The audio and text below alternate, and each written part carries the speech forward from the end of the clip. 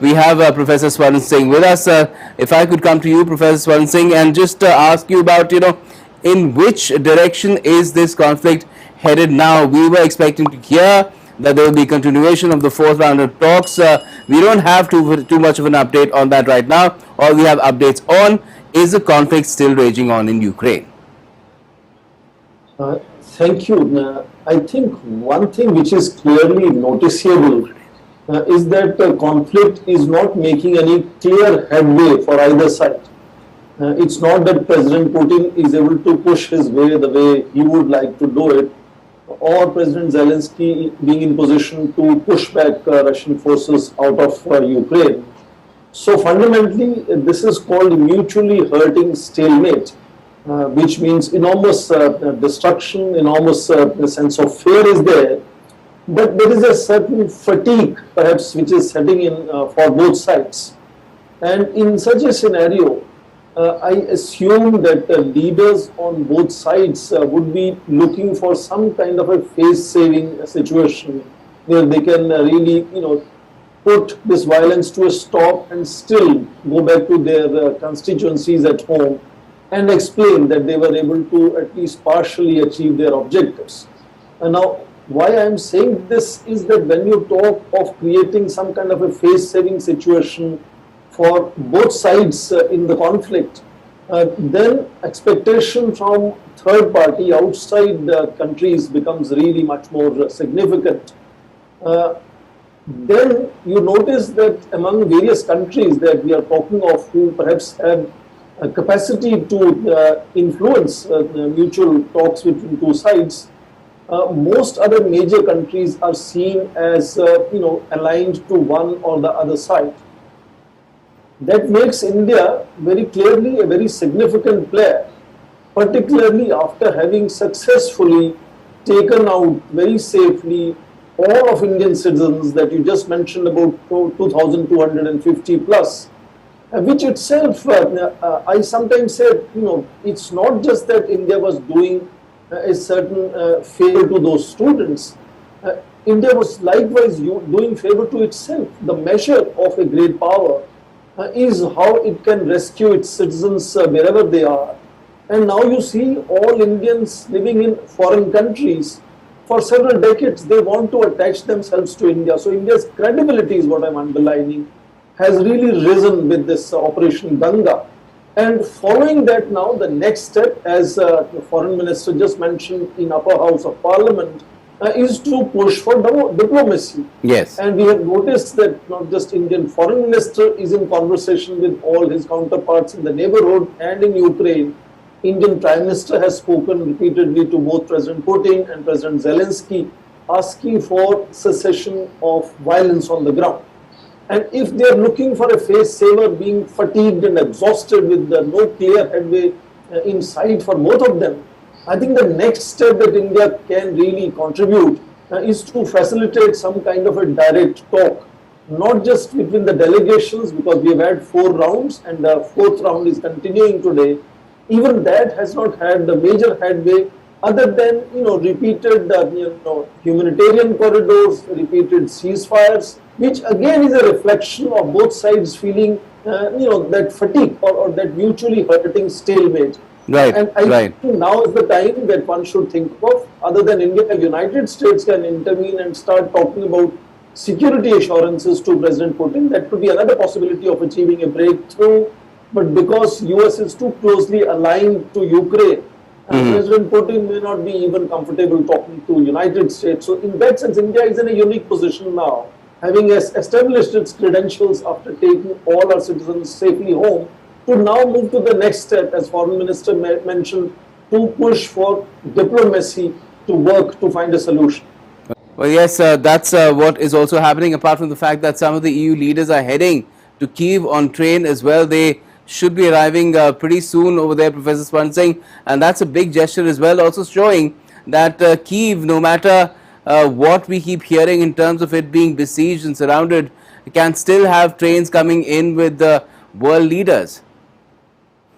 Indeed, the national leaders of Romania, the Czech Republic and Slovakia in such a situation when today only reports are saying in the morning there was even a residential 15-story building was hit badly, and it's shown in television reports of yours as burning, and people are trying to evacuate it. In such a situation, these three leaders undertaking a journey to Kiev is a reflection of a great personal courage, but also reflection of a great symbolic support and endorsement of how President Zelensky and his forces have stood up to the Russian military operation so far.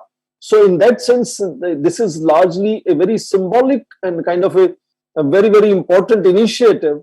But let me also say that repeatedly, we hear of various very, very strong statements, repeatedly sanctions, and of course, very smart sanctions, which are fundamentally aimed at hurting the elite, the oligarchs, and the important people in Russian power elite. That's why focus on luxury items above 300 euros to not to be exported to Russia.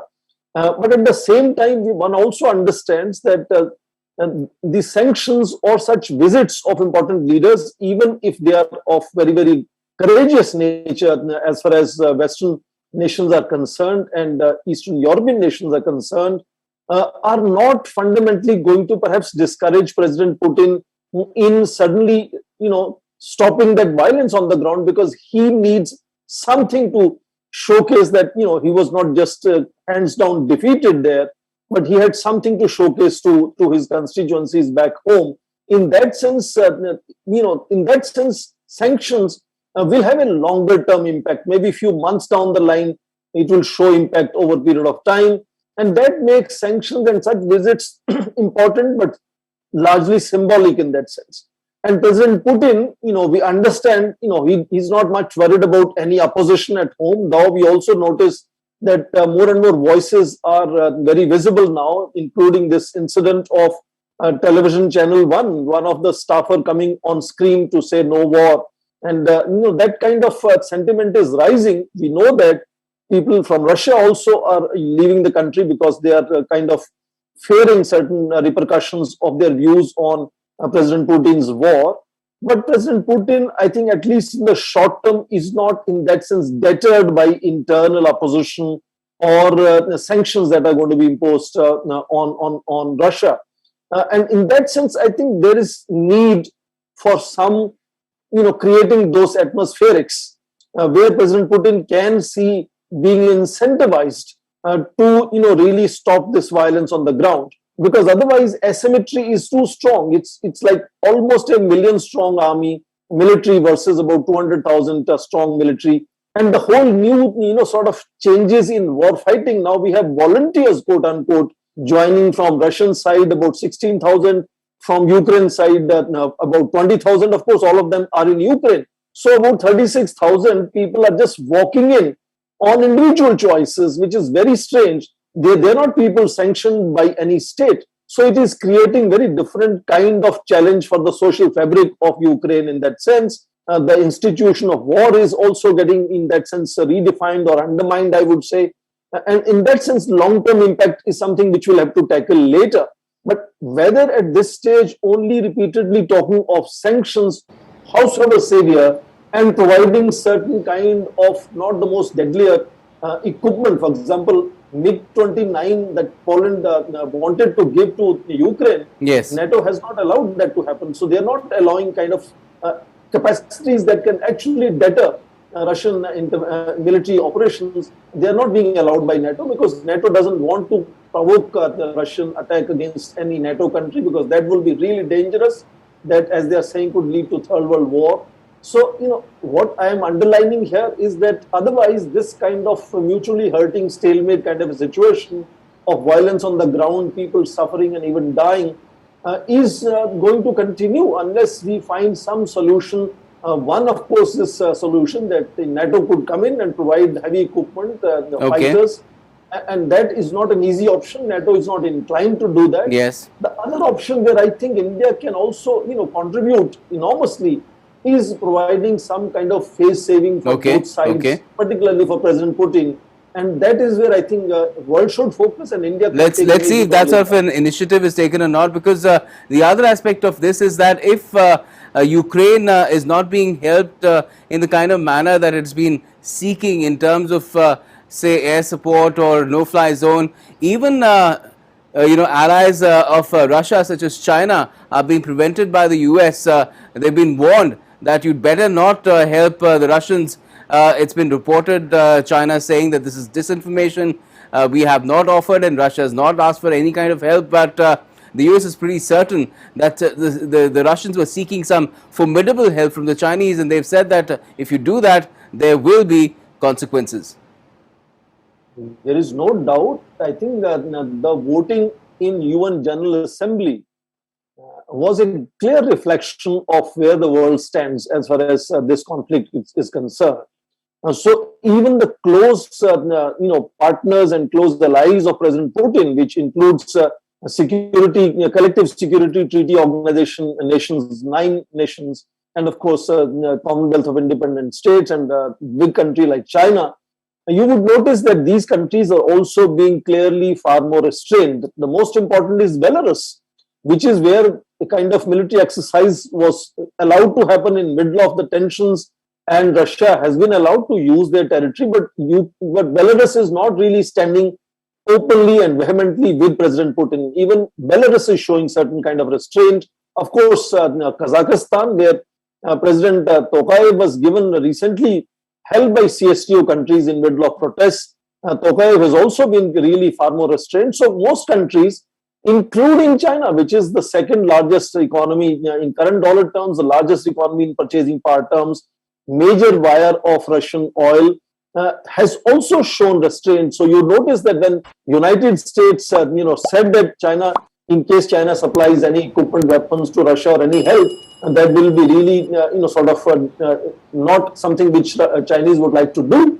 Immediately, we had statements coming from China. The spokesperson of Ministry of Foreign Affairs clarified that they are not thinking. In fact, he, of course, said that this is a misinformation of United States.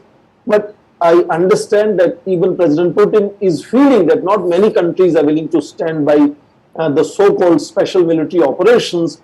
So that is why he may be willing to put an end to this kind of continuing special military operation. Okay. But you remember his initial war aims or special military operation aims were to seek written security guarantees from NATO and United States, and he had even openly offered a draft treaty in that regard. Yes, and it was we'll have to see if that materializes or not. Right now, of course, it's still hinging on those talks that are taking place between the two sides that are directly involved in the conflict, which is Ukraine and Russia, and we don't know in which direction those talks themselves are headed, but let's hope that they are in a positive direction. Thank you so much for joining us, Professor Swaran Singh. The other factor, of course, is that